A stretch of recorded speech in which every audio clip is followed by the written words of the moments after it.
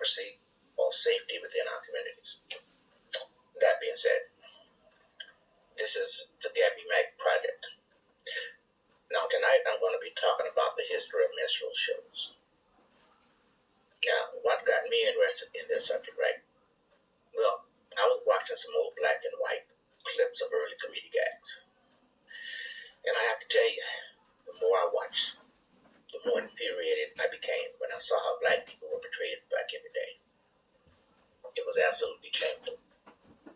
So, me being me, I did some research to see how this form of entertainment evolved. So, I'm going to take whatever time it takes to share what I found.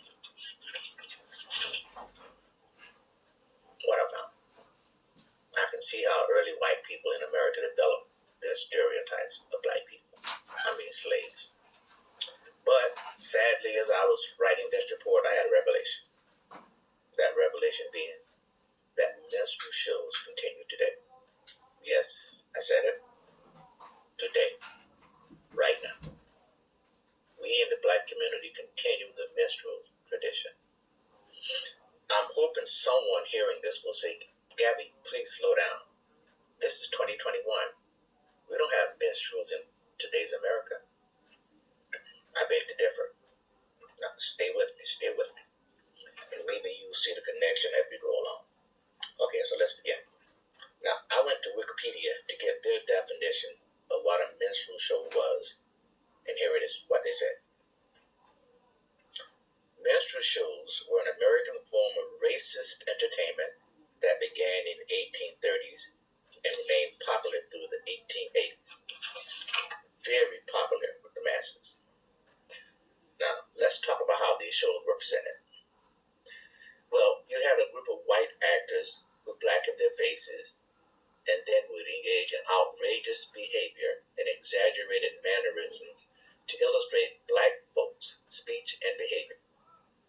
They always depicted black people in negative racist stereotypes, and that's being polite. Now, on the political side, minstrel groups were the perfect vehicles to spread the racist ideology that black people were inferior to whites. So let's dig a little deep into that. Remember that old truism that he who rules writes the history? And that was true in early America.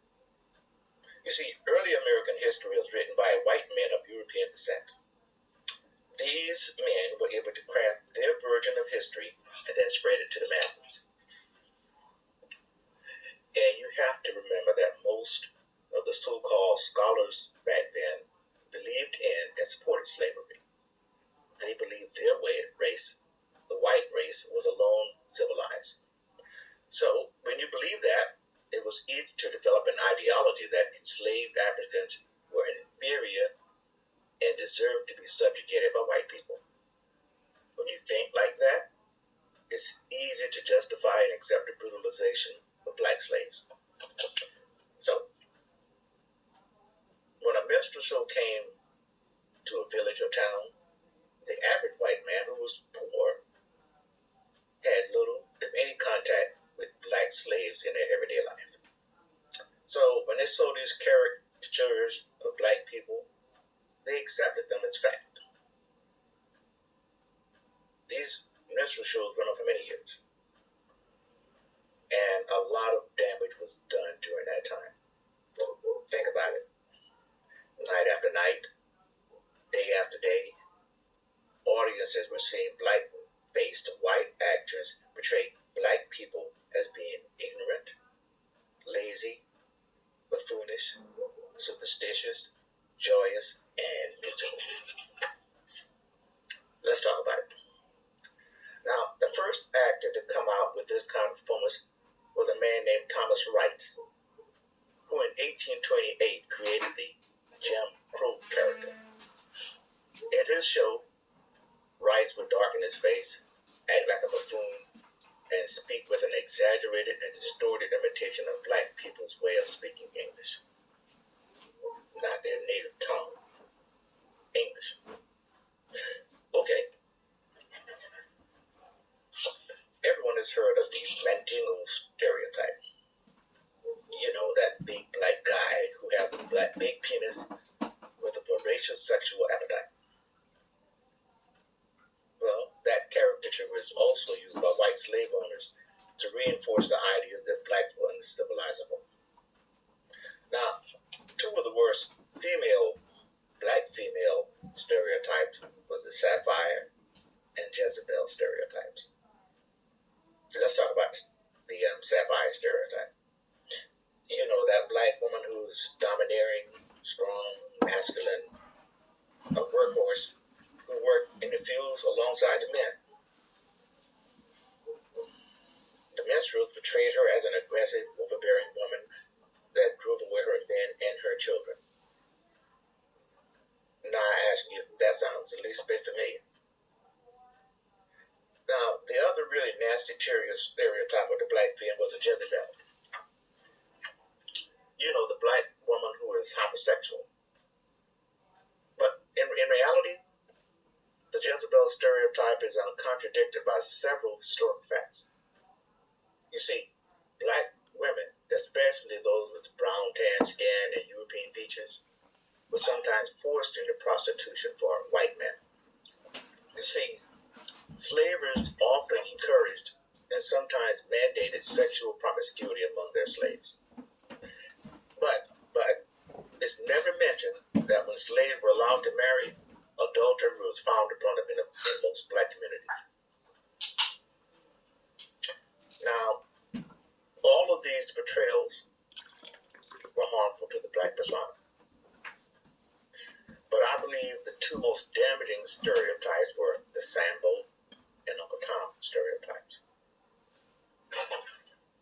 Just to show how distorted history can be depending on who writes it.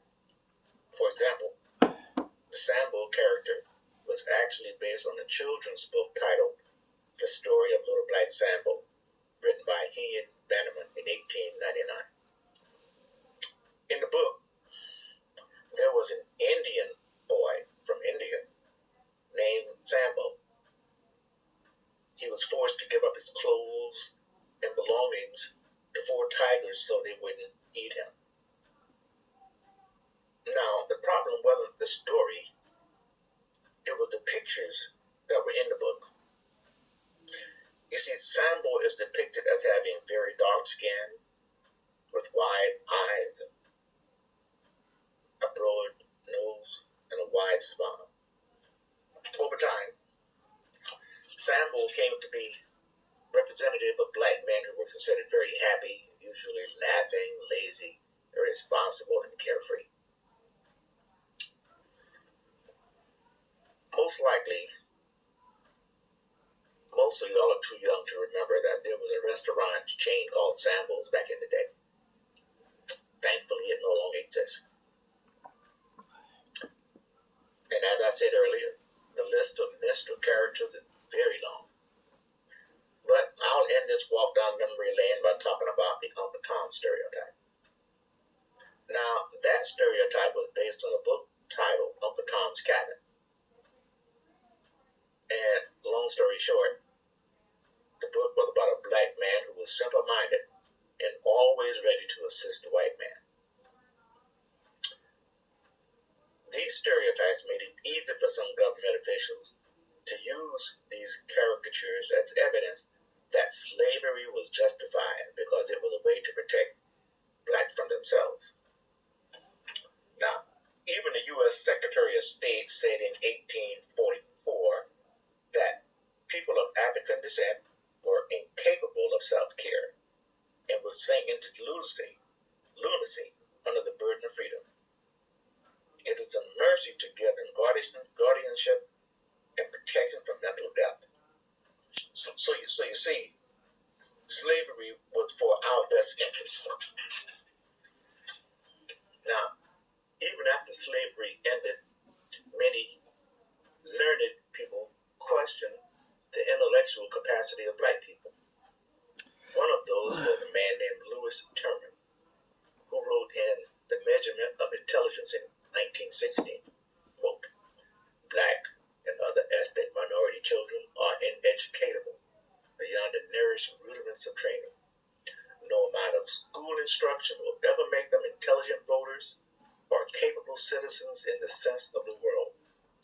Their dullness seems to be racial, or at least inherent in the family stock from which they come, unquote. But you see, Truman was not alone. Many white people thought that way. And that kind of thinking was reinforced with the release of a movie in 1950 entitled Birth of a Nation. It was a 3 hours long movie, but it was a resounding success, making almost $100 million. Now, I've seen the movie. You talk about propaganda? Wow. Well, let's talk about it. I'm going to give you a short synopsis. The movie tells the turbulent story of American history in the 1860s. As I said, it was 3 hours long, and it followed the fictional lives of two white families, one from the North and one from the South. Now, during the entire movie, all 3 hours, African Americans were portrayed as brutish, lazy, and morally degenerate. Now, all of the movie is objectionable, but one of the most objectionable scenes shows the Ku Klux Klan riding to the rescue of a white family trapped in a cabin by sexually predatory blacks and their white manipulators. Need I tell you that the main actors were white in blackface? Sound familiar? I have a question for you. You young heads probably can't relate, but you might have someone in your family who can answer this question. Ask them if they remember the Amos and Andy TV show. That show was seen on TV from 1951 through 1953. But you see, the TV show was actually based on a successful radio broadcast that began in 1926. And par for the course, the people on that broadcast were white. And although the TV show was taken off the air, the Amos and Andy radio broadcast lasted until 1960, a 40-year run. And guess what? It was the most popular show ever broadcasted. It was on air 15 minutes, 5 days a week. It too used the 100-year minstrel tradition of using white actors to portray blacks in blackface comedy acts. But, during the 20s and 30s, there were far more demeaning caricatures of black people, such as the Mac and Morans, Buck and Wheats, anesthetic and cerebellums. These types of shows crowded the airwaves. And you know what? White audiences love to watch these racial cliches. But let's not get it twisted. Many African Americans were also avid fans of the show. So from the 20s to the 1950s, these were the images seen and heard across America. Now this is where you and I probably or may agree or disagree. I believe that the minstrel tradition is alive and well today. It's just that we, as black people, have replaced the white actors in blackface. Now, I say that because some of our black actors and actresses continue the tradition of playing roles that perpetrate minstrel typecasting of black people. We see it every day. It isn't hard to find some black person to be a thug or a maid. Now, in the 70s and 80s, when black moviegoers got tired of movies portraying blacks as mammies, Tom, Tragic, mulattoes, etc., they were willing to exchange those old negative caricatures for new ones. Brutes, bucks, and Jezebels, samples, were replaced by the Superman black man, the drug kingpin, or the criminal, etc.